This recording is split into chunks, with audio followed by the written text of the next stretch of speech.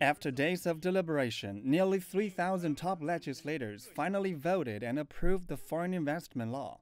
It has attracted a plethora of international attention as it gives foreign investors unprecedented access to the Chinese market as the nation's journey of opening up continues.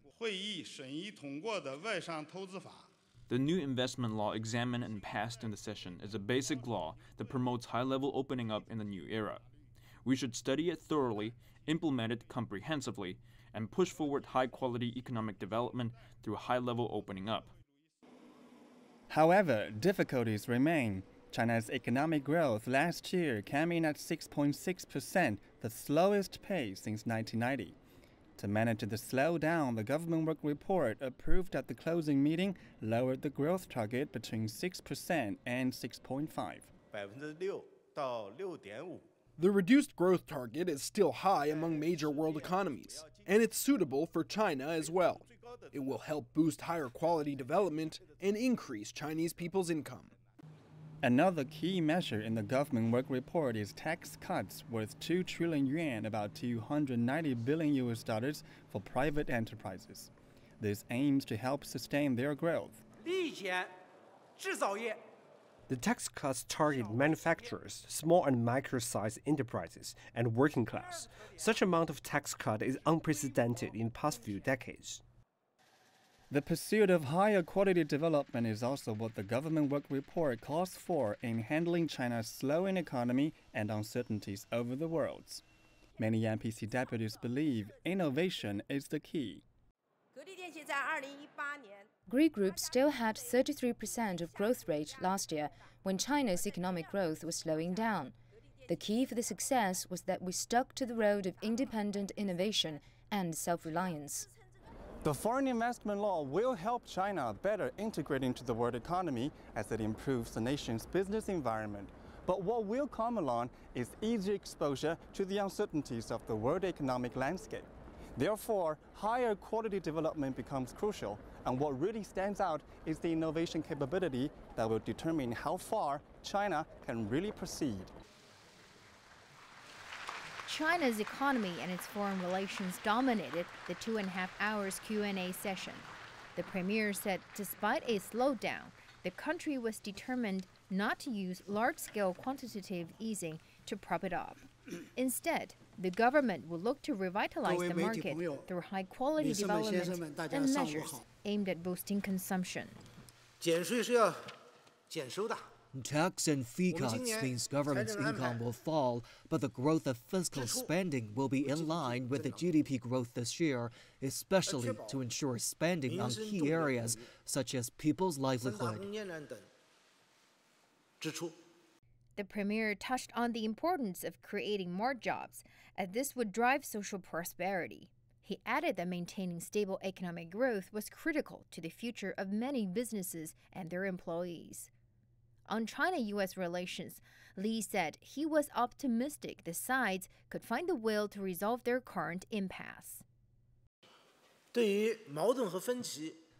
As for the differences and disagreements, we have confidence that people of the two countries have the wisdom and capability to diffuse their differences and manage them properly to pursue steady and sound growth of the China-U.S. relationship that is in keeping with the trend of the times. Regarding the Korean Peninsula, Li said all sides need to exercise patience and be aware of opportunities. He stressed the importance of getting the DPRK and the U.S. back to the negotiating table after the summit in Hanoi ended without an agreement last month.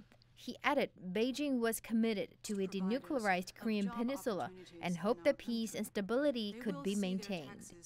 From China's foreign diplomacy to economic growth pattern, the premier admits that China faces daunting tasks ahead, but a clear message has been sent that China is striding ever more confidently into a new era, whatever the global challenges may be.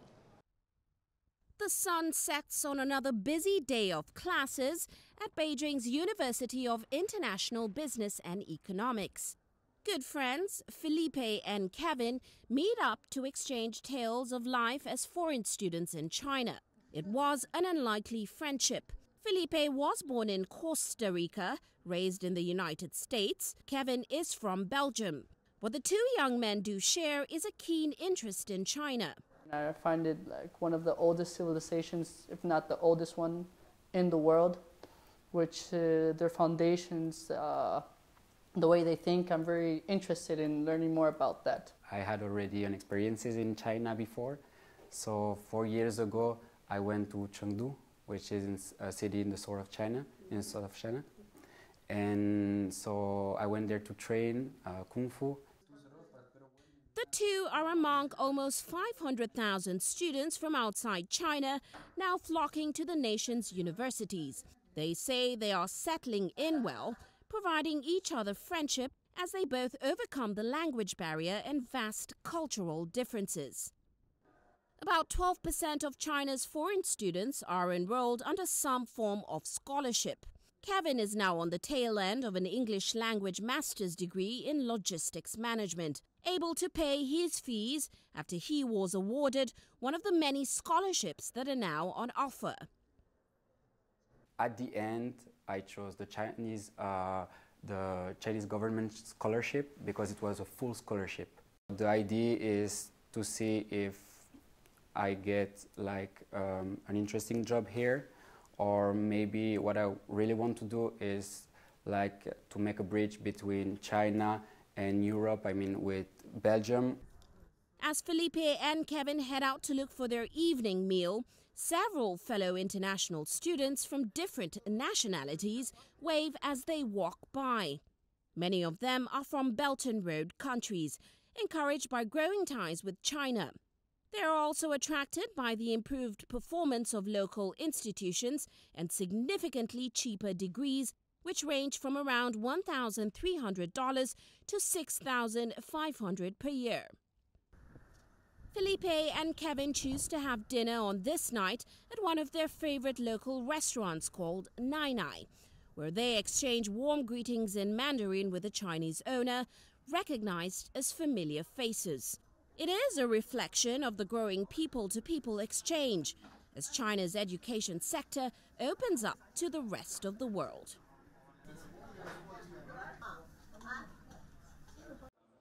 A family torn by grief, seeking any information they can to help understand how they can receive the remains of their loved ones. We just came here. We have been assisted by both the government here and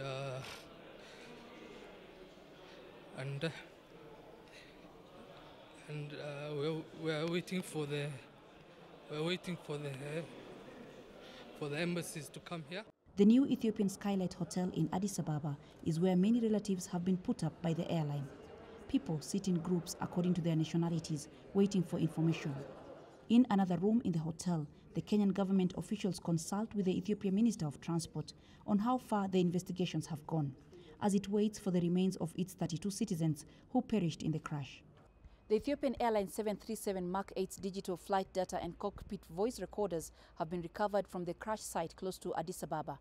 Aviation experts say this could give some answers as to why the plane crashed. Aviation experts are questioning the reliability of this MAX aircraft, especially particularly on its flight control equipment. They are not questioning or doubting the safety of Ethiopian Airlines. In an attempt to salvage any little customer confidence it can, the chief executive officer of the airline has been visiting different terminals at the airport to personally offer assurance of safety to other travelers using the airline. Experts say this is an isolated case, and although it may scare away passengers from the airline for a while, the 73-year-old airline still commands the largest fleet and more routes than any other airline in the continent. It will take sometime like 3 months, 4 months to come up with the preliminary report. In total, 157 people died in the crash, including crew members. Memorial services are being planned by different denominations in the city to console the families of the people who were lost.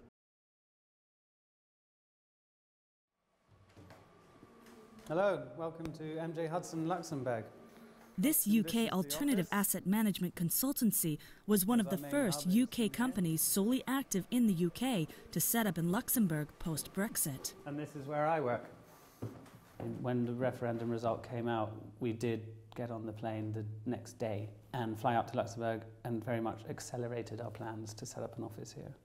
But we always had ambitions to do so. It's a bit of a no-brainer from a market point of view. Roxburgh says Brexit has been driving their UK-based clients towards EU-based funds and alternative investments, which made Luxembourg, an EU country that derives 25% of its GDP from the financial services industry, the perfect location. Luxembourg has a very well-established suite of different fund structures, all of which are tax transparent and recognised by the government as such. And then, of course, you have access to good service providers. And then the two other key factors are ability to execute your investment strategy, and then it's the ability to raise capital and market your fund. And that's where London's falling short because potential Brexit risk. These factors have been luring many over, from asset managers to insurance businesses. The UK's decision to quit the European Union has already convinced more than 50 financial institutions to set up here in Luxembourg. And according to some estimates, Brexit could bring this small European nation more than 3,000 jobs. Yet, according to the Agency for the Development of Luxembourg's financial services industry, this is no game changer. What they are relocating is the EU business in order to cover or to be able to continue to serve clients on the continent. The changes that Brexit will bring about, they're sizable but limited. Out of an industry that in Luxembourg occupies nearly 50,000 people, 3,000 additional people in the short term are welcome, but it's not, as I say, a game changer as such. While a hard Brexit could potentially cut fund managers off from their investors, lingering Brexit uncertainty has led many to stand their ground. They will have to duplicate to a certain extent what they have in the UK in the EU. I don't think anybody really wants an unorganized Brexit, but if it comes, then Luxembourg is going to have quite a big wave of new companies coming, that is for sure. While marketing UK-based funds across the EU will still be allowed for a transitional period, MJ Hudson's experience is being increasingly sought after by other anxious companies. We are beginning to see large asset management groups ask us what the solutions are. We've seen one or two who have actually started to set up offices in Luxembourg or Ireland. We've seen a couple who have shifted entire teams out of the UK. It is beginning to happen,